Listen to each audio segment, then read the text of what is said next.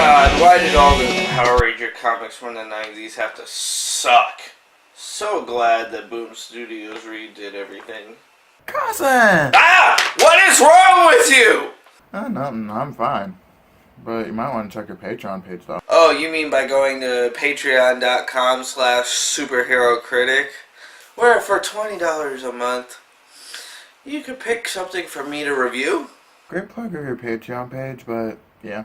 Well, as you can see, me, myself, and I have put a pledge towards your Patreon page as well. Okay, so what do you want me to look at? You know that blacklist of movies you said you'd never review, including stuff like Shaq's still film? Unless somebody Patreoned it for you? What you talking about, Orion? Well, we're going to do a franchise that you really don't like, one that you kind of despise. What you talking about, Orion? Oh yes. You're watching the first Michael Bay Transformers film. Personally, one of my favorites. Why do you hate me? Why do you want me to sit through something you know I hate? Because we're family and we do these types of things to each other. Fine, but you're sitting through it with me. Transformers. Transformers. Transformers.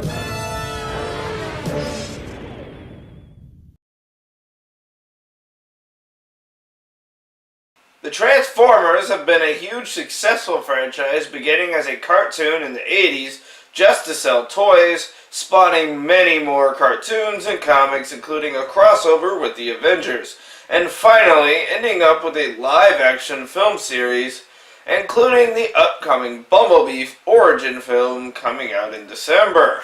But I personally hate this franchise because I feel it's just bad compared to the actual cartoon, where they're more focused on selling the toys but worrying about all the human characters and barely showcasing the actual Transformers themselves, and nothing but explosions. That being said, since my asshole of a cousin has decided to Patreon me, this is Michael Bay's Transformers. Before time began, there was the cube. Man, why does it always have to come down to a cube? I mean, come on, why can't they fight over the cosmic triangle?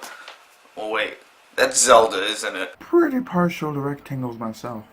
We get narration from Prime, who speaks about the cube and the war it created before heading to the Middle East with the U.S. military, enjoying themselves before a helicopter flies over U.S. territory, ignoring the warnings to leave.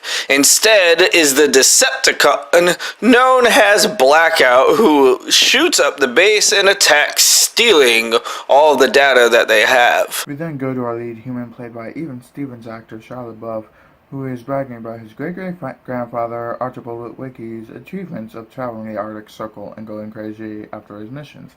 After class, Sam is taken to buy a new car for getting good grades, or at least begging for good grades after his, well, boasting of his grandfather. You think that's funny? Yeah, I think it's What's funny. wrong with you? What, you think I'd really get you a Porsche for your first car? I don't want to talk to you for the rest of the day. As a father, I also plan on messing with my kids in ways such as this. That's just mean. Sam's father instead takes him to a used car lot run by oh-so-not-funny man Bernie Mac. The entire time he's trying to sell him the most expensive car he has. Bumblebee does everything he can in order to get Sam to choose him as the car he buys, from hitting the car next to him and blowing out the windows of the rest of the cars.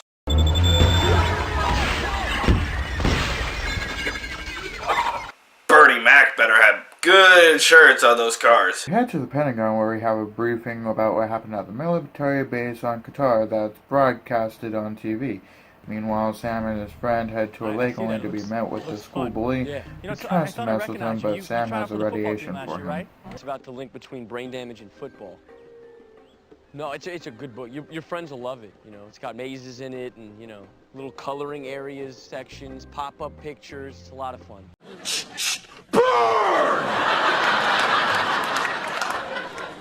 The bully ends up pissing off Michaela, played by the I only get good roles because I'm good looking Megan Fox, and Sam ends up being the nice guy to drive her home, so she doesn't have to walk.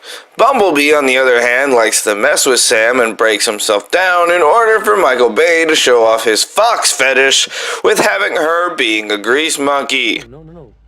I think there's a lot more than meets the eye with you.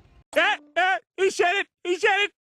On Air Force One, a Decepticon infiltrates the plane and hacks into the systems in order to look for Project Iceman and gets the information it needs before the humans back at the Pentagon actually shut the servers down. This tracking alerts the Decepticons to Sam and Bumblebee, and he knows what's going on as he leads Sam on a chase through a junkyard and releases a beacon for the Autobots.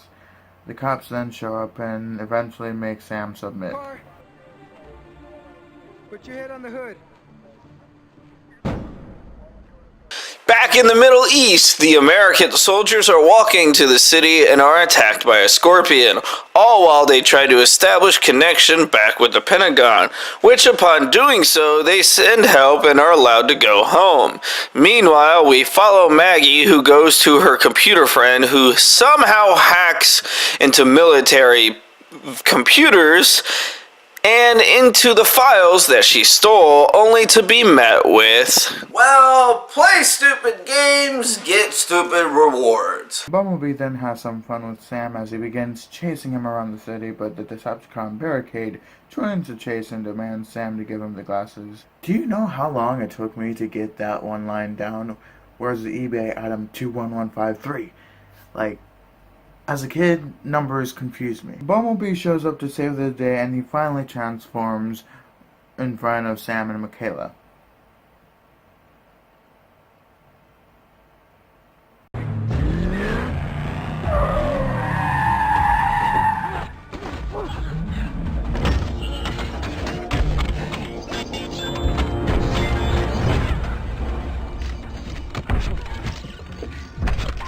Our heroes, of course, have questions, but Bumblebee can only communicate through the radio as they try to figure things out.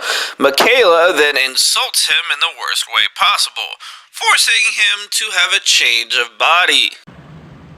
That car is sensitive. I mean, $4,000 just drove off.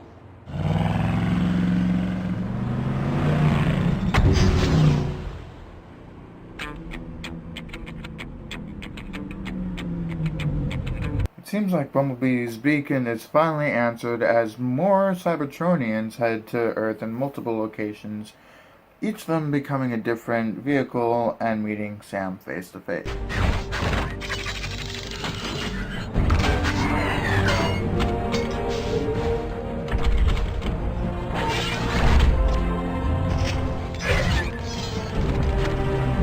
I mean, even you have to admit how cool it looked when Optimus Prime transformed for the first time in live action. Even you got to admit it was cool. Dude, are you 5? No, I am 4.5. Prime expositions why they are on Earth, as well as more details on Sam's ancestors finding Megatron and teaching Sam that his glasses are highly important. Maggie demands to see the head of FBI since she feels there is something going on.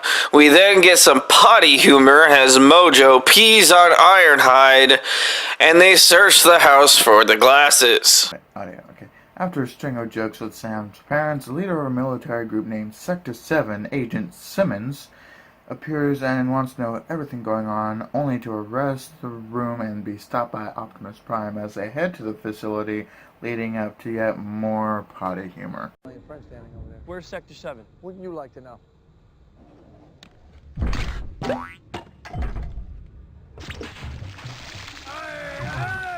Bumblebee, stop lubricating the man. Get that thing to stop, huh? You know, a giant robot lubing on a person is such family-friendly material. The government knows what's going on thanks to one of the men recording the incident, and in the scuffle from running, they manage to drop the glasses as the government stooges attack Bumblebee and contain him.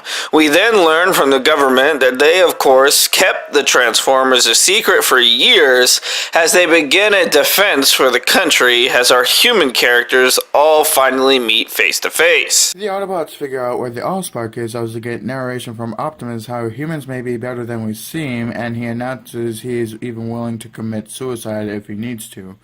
Meanwhile, we get a tour of Sector 7 and we see that they've had Megatron on the ice for probably as long as they've had the Allspark, which is actually sitting under the villain the entire time, and we get a test of how powerful the cube really is.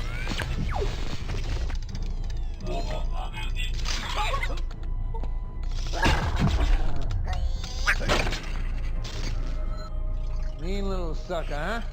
That thing is freaky. Why the fuck would you keep a powerful source that you know is a powerful source so close to a giant alien robot? The Decepticons begin their attack as they launch against the dam, and the military demand the S7 guys free Bumblebee, who activates the cube, making it 10 times smaller. But doing this wakes up Megatron from the energy surge, and the heroes haul ass out of the dam to keep the cube away from Megatron, while the computer nerds hack some shit together and send for help. As the Autobots try to get away, Barricade and Bone Crusher show up and attack, with Bone Crusher and Prime tearing up the bridges until Prime decapitates them. We then head to the city where Starscream attacks everyone in the city and another battle begins. Bumblebee gets hurt in the process and loses his legs. Eventually Megatron joins the fight and literally rips Jazz in half. Never really liked jazz music, to be honest. You want to play? No! I want to. While the humans send Sam to get the cube onto a building to get it to the government, the Autobots and Decepticons continue their fight, and Prime and Megatron finally come face to face as they begin tearing up the rest of the city. Sam trips and we get a bunch of product placement as an Xbox and Mountain Dew vending machine come to life.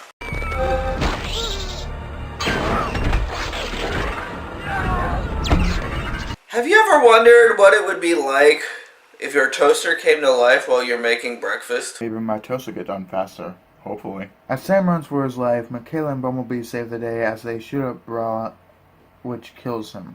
Megatron stops the cube transfer, forcing Sam to run for his life, but Prime saves him again at the last second. Final battle begins, and humans and Autobots do everything they can to destroy Megatron, and Sam does the final thing needed to take Megatron down.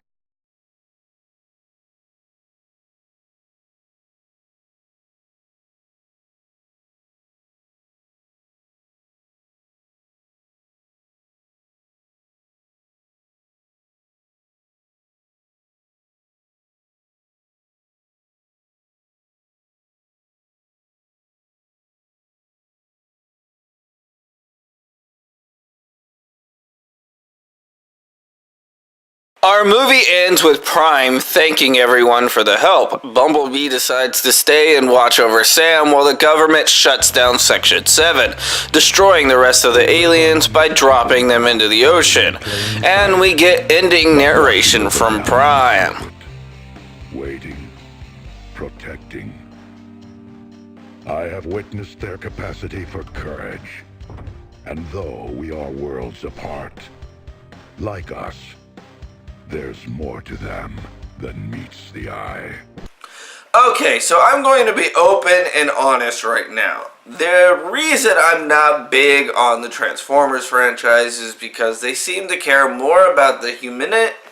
The main reason I don't care about Michael Bay's franchise is the fact that aside from all these sexual tones, the blatant racist stereotypes, and all the unnecessary explosions, Michael Bay cares more about Sam Witwicky and the human characters than the actual fight between giant goddamn robots that are aliens.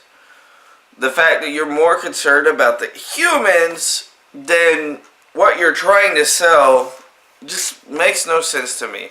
That, and at least with this specific film, I have personal life issues with it. Let's just say I got stood up at the theater. That being said, it's not as bad as it looks. It's got good action, it's got good comedic moments, and all in all, it's really not that bad of a film. I'm just a very nitpicky asshole. This is one of my favorite movies. Even though a lot of people really don't like the Transformers film franchise, they can never seem to get it right. It just, I don't know, it just has a place right there that I mean, not even me as a fan, like as a Transformers fan. It just has a spot like right up there with one of my top 10. And the only one of the sequels I really like is Revenge of the Fallen. You know, but after that the story just gets twisted, but like I said, the Transformers is one of my favorite ones of all time. So. Well, so there you go. Also, one more thing. I've noticed, I can't help but notice, you don't have a lot of DCEU stuff in your YouTube channel. I mean, like, what's with that? I mean, there's not a lot, and yeah, most of them have been bad. Trust me, I know. Like, you could have even done Wonder Woman, because that really wasn't a bad film. So what are you waiting for? Well, that would be because the DCEU sucks ass. Everyone knows it sucks ass. And I just don't feel like putting myself through that torture. Even if I Patreoned it? You wouldn't. Oh, I would. And next week, you're going to be reviewing Batman v Superman with me.